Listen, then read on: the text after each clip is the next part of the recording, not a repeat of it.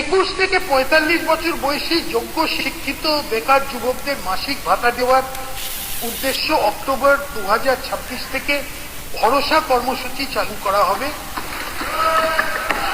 এই স্কিমে গ্র্যাজুয়েট বেকারদের জন্য 3000 টাকা, অন্যদের মাসে 2000 টাকা ভাতা দেওয়া হবে।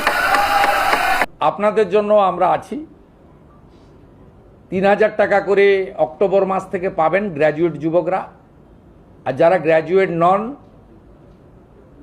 যারা ন্যূনতম শিক্ষা বা একটা শিক্ষা নিয়েছেন তার পূর্ণাঙ্গ গাইডলাইন আমরা বের করব, তারা 2000 টাকা করে পাবেন। এক্ষেত্রে বাজেট বইতে যেটা আছে সেটা হচ্ছে মাসে যারা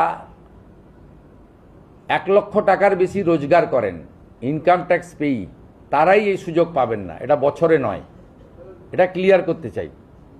অর্থাৎ যাদের পরিবার মাসে 1 লক্ষ টাকা করে রোজগার করেন তারা তো ইনকাম ট্যাক্স ছাড় আছে আপ টু 1 লাখ। 1 লাখের উপরে ইনকাম ট্যাক্স দিতে হয়।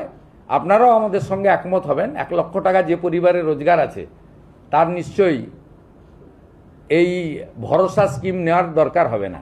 সেটাই বলা হয়েছে। এটা কিন্তু বাৎসরিক ইনকামের ক্ষেত্রে প্রযোজ্য হচ্ছে না।